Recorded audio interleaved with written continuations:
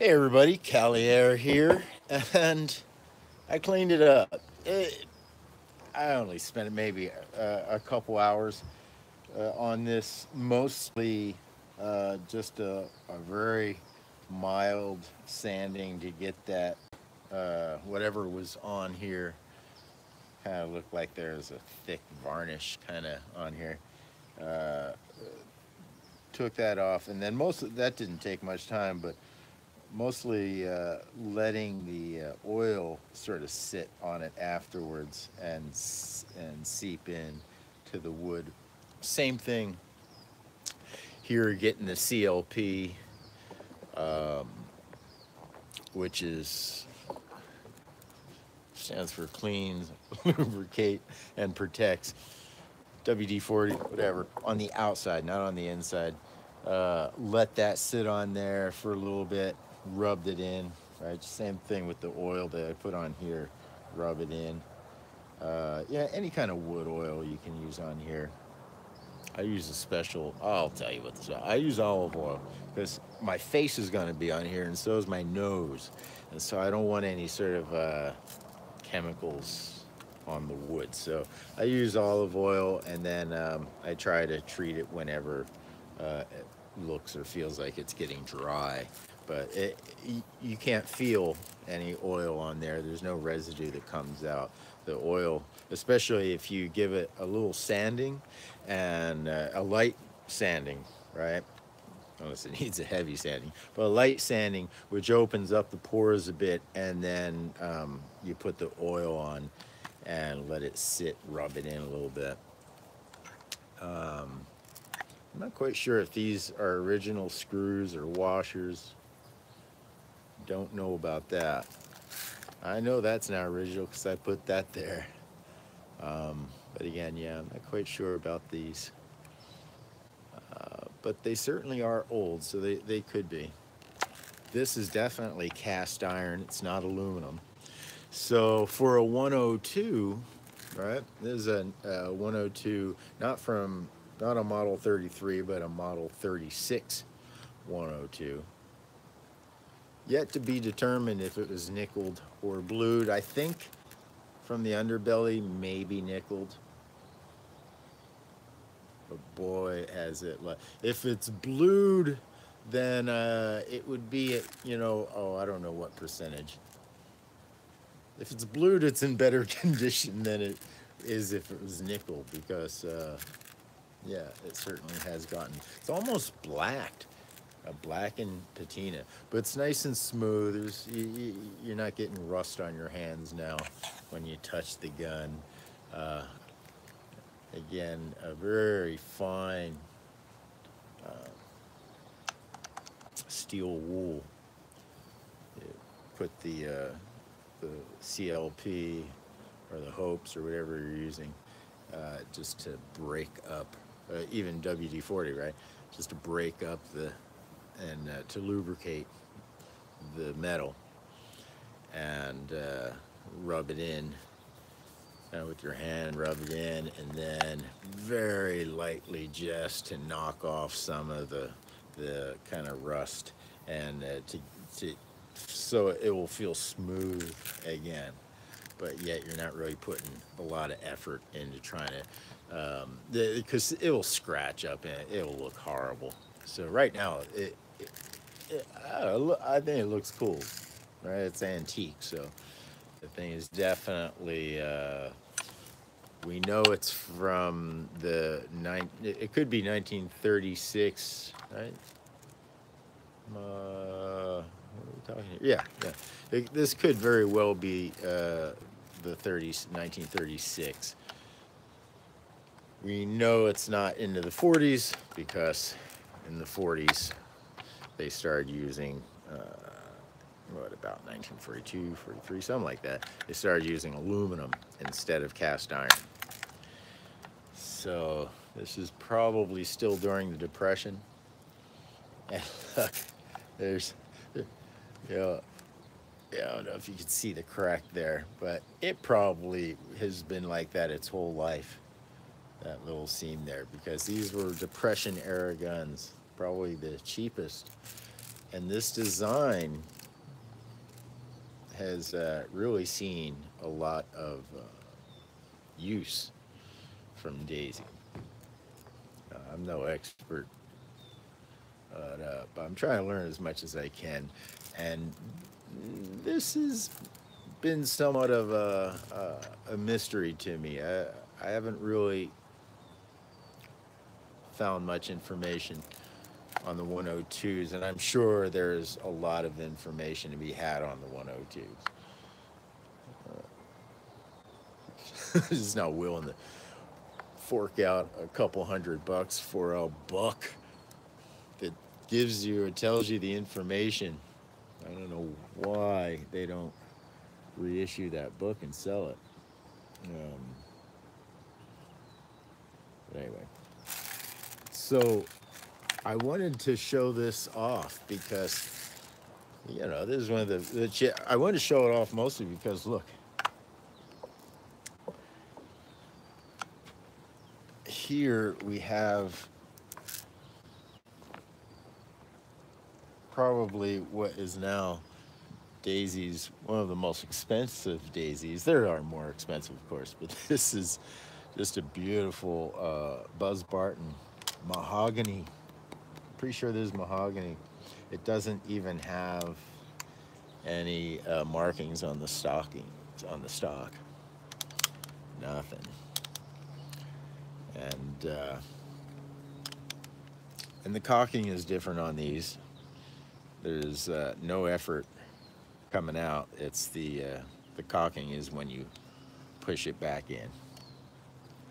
So this design, like I said, the design very, very similar.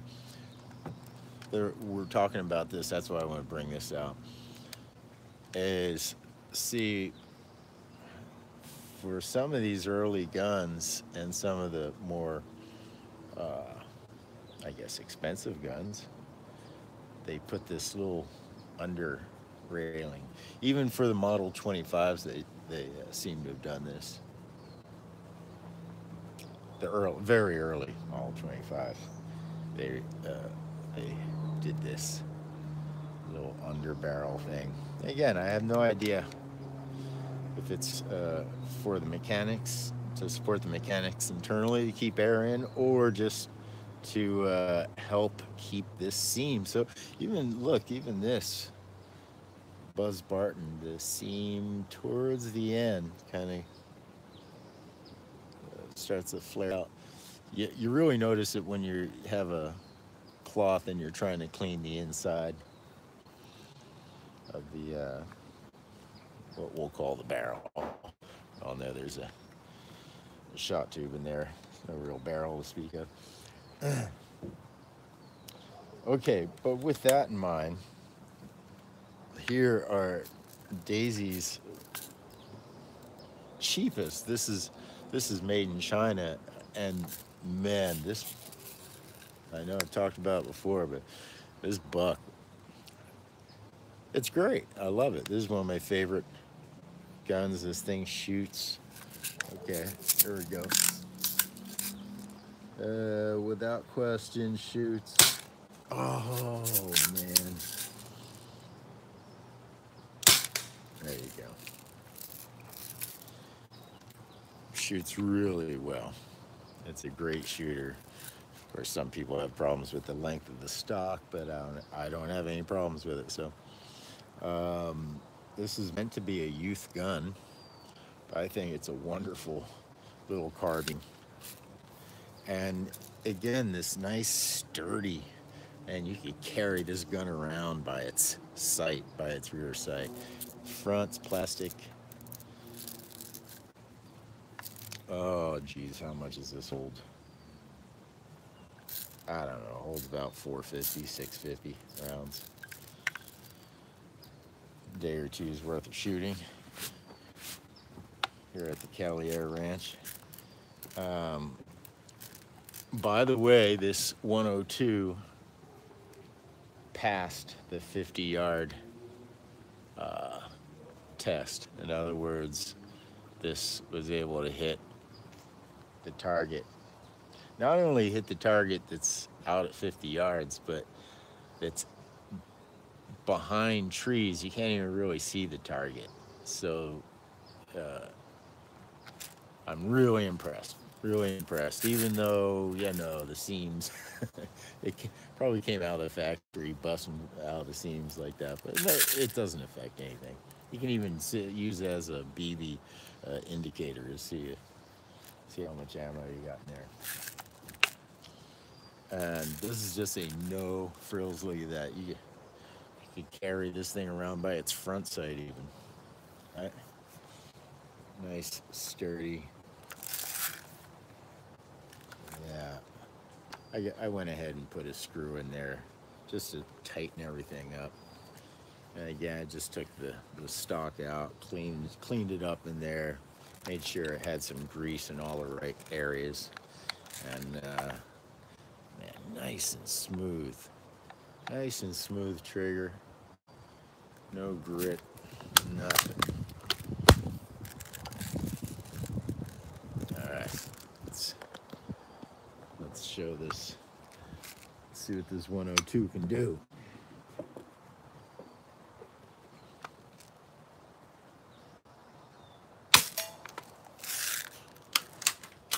So key point of aim, eventually it will go there.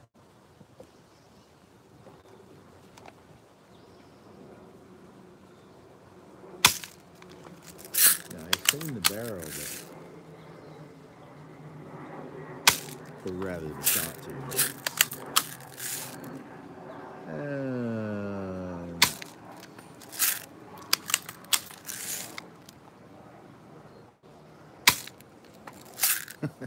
It's making a liar out of me.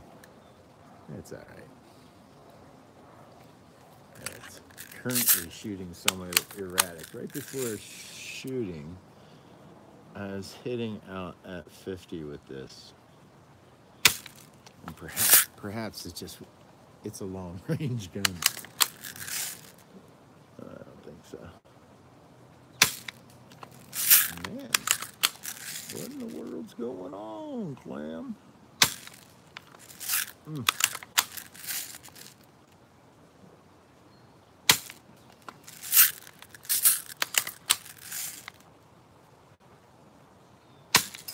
There we go. Well, that's embarrassing. There we go. Let's see if we can.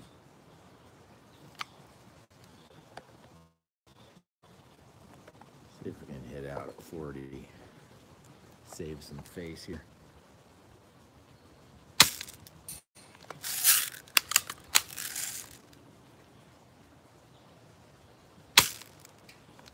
Yeah, that nipped it. I don't like counting nips.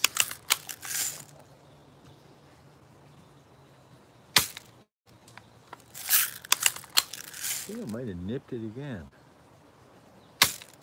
There we go. You can hear you can hear when it hits hard.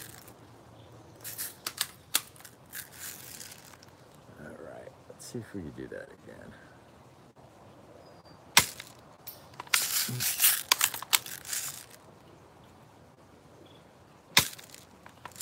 So for a 102 hitting out at 40 yards, I think it's impressive.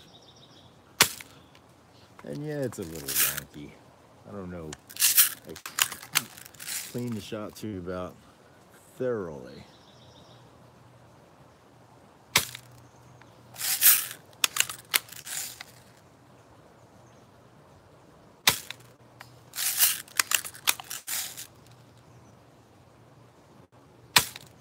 There it is. So I don't know if the camera's catching it, but that is the head of a shovel at 40. Now here it is. This old, just cleaned it up a little bit, oiled it, put some oil down the barrel, and also with the shot tube out and all cleaned out, also made sure I put some oil down into the so-called barrel and let that sit for a while. And then also when I store it up upright. Okay, so now it's time to see what this thing can do. And this is a 500 shot. Look at that, Daisy 500 shot from 1936 or so. All right, now because the cameras are on, you know there's no way I'm actually gonna hit it. But what the heck, I'll give it a try anyway. See it, you can see, I know that there's I can see part of it.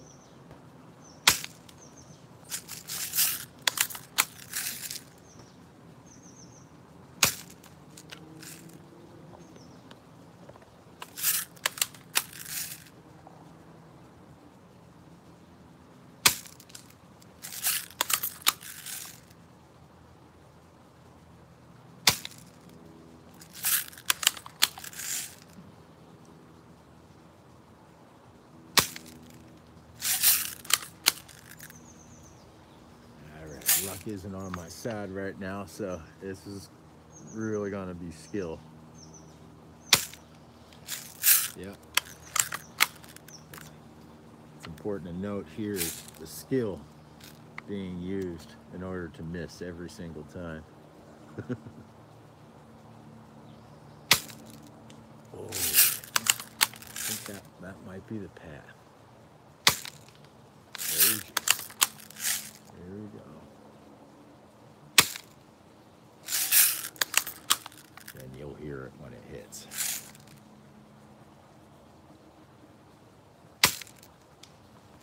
And oh, you are going to make it hit. Yes, I'm trying to hit a shovel that's behind trees. But because we have an arc, I think I can get around and over. Oh, that's that one. Hit. Did you hear it? It went tink.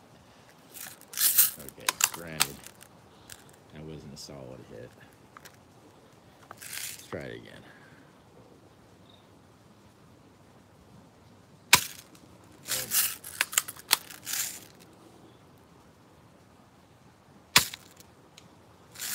When the wind blows, it can sometimes blow the leaves out of the way, and the branches out of the way.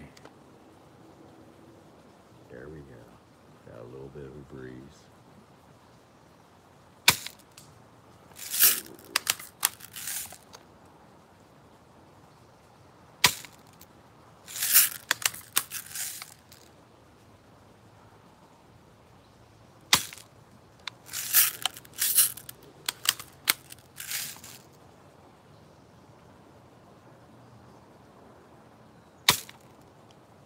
It's amazing. Now this thing is older than, well, it's older than probably most of us. This thing, 1936. Now they made the 102 all the way on out into the 50s, into the 60s. And the 102 Cubs, right? Maybe even out into the 80s. Oh, I'm missing with the utmost of skill right now. Jeez.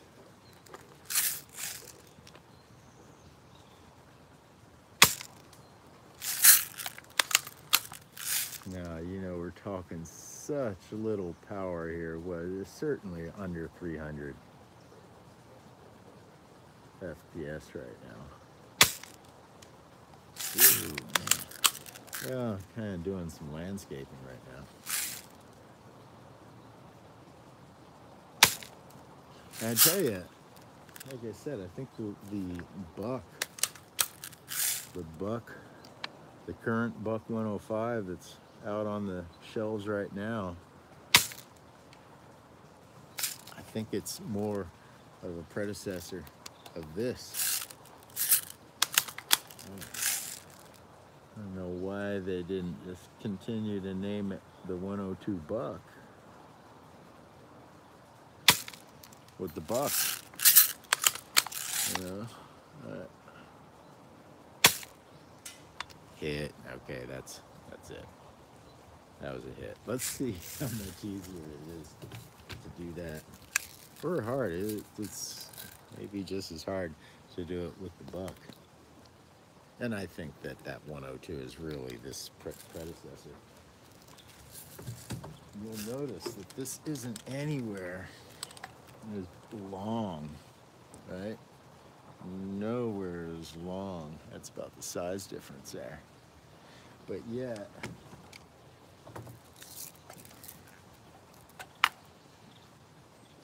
almost about the same size. I'd say about the same size. And then just shorter stock. So, cat's out of the bag, man. These little bucks that are called 105Bs are really just 102s, man. If there's anybody out there who knows different, maybe you'd let us know. Jeez, I already skinned it on the first one.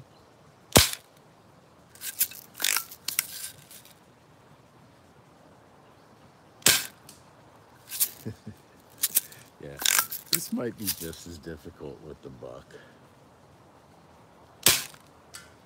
No, it isn't. That was a steer. That was a hit. Okay, can we hit it again?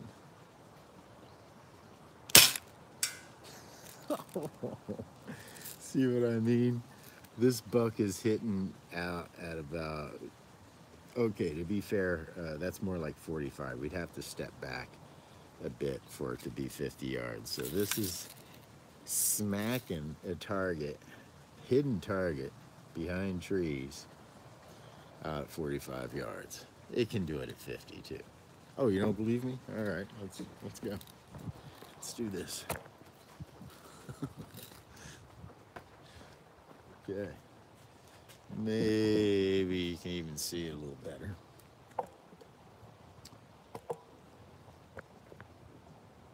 So you see that? You see that? Yeah, that's definitely about 50. It might even be more.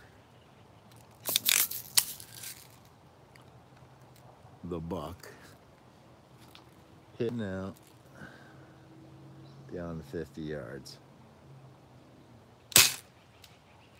Oh, intercepted by a branch. So it's cleared now.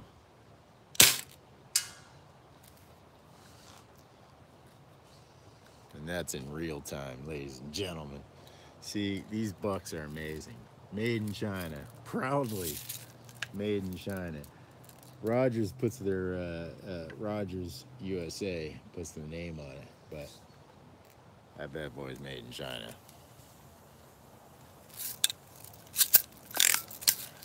Yesterday I saw this on the shelf for 32 bucks. There's only one left on the shelf.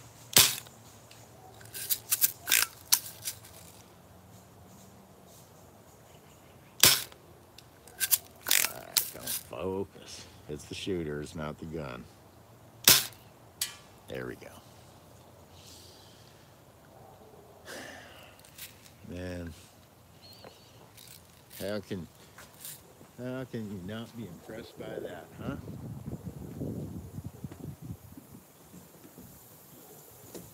So,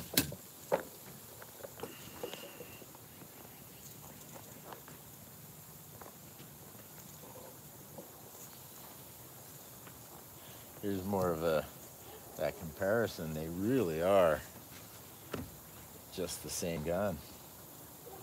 The same cheap gun.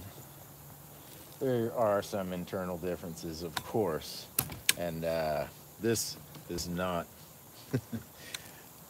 It's nice, but it's a polymer. It's a plastic. This lever. In fact, I have a special tool You know what this is? This is it metal tool or not? It's a magnet. Let's see what's, that's definitely metal. Yeah. And same thing here. We know that this is not aluminum, but a metal. And of course, we know that is. Yeah. So this is deemed the Buck 105B. Yeah, it says it right there, upside down, if you can read upside down and far away. And this is the 102 500 shot model 36. I'm telling you. There we go.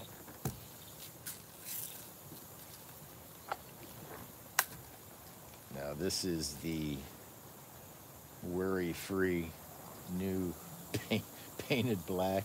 I started doing this some time ago, painting the barrels black.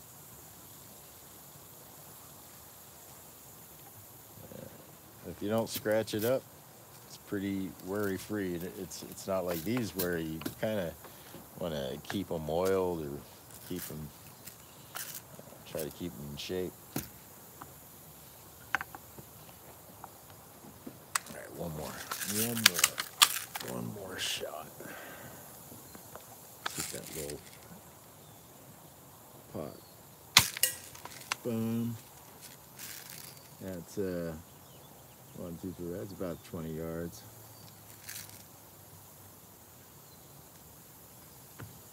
All right. Well, this is going to be a short one. You know, this one, I think I got this for about 40 some bucks on eBay. And man,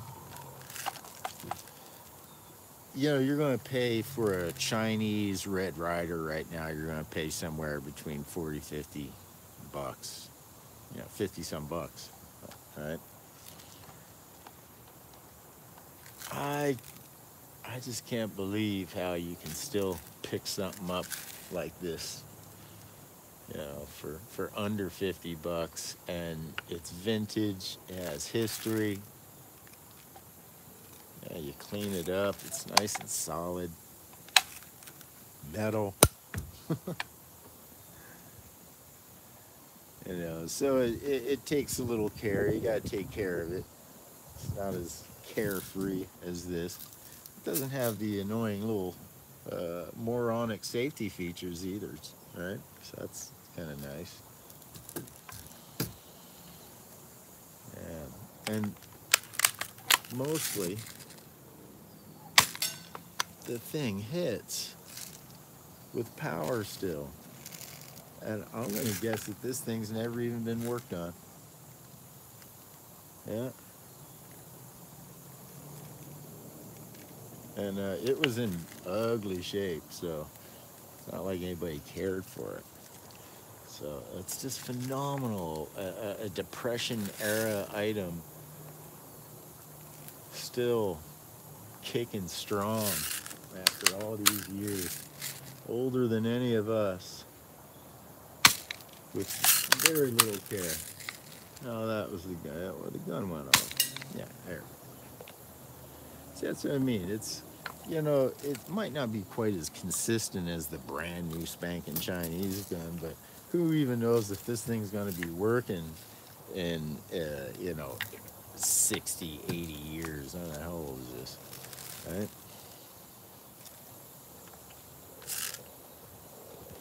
Okay. Let's end with a nice clean 30-yard shot. 25. Let's call it 25. I'd rather under call it than over call it. You know, if I step back, it's a 30-yard shot. That was a nice clean miss.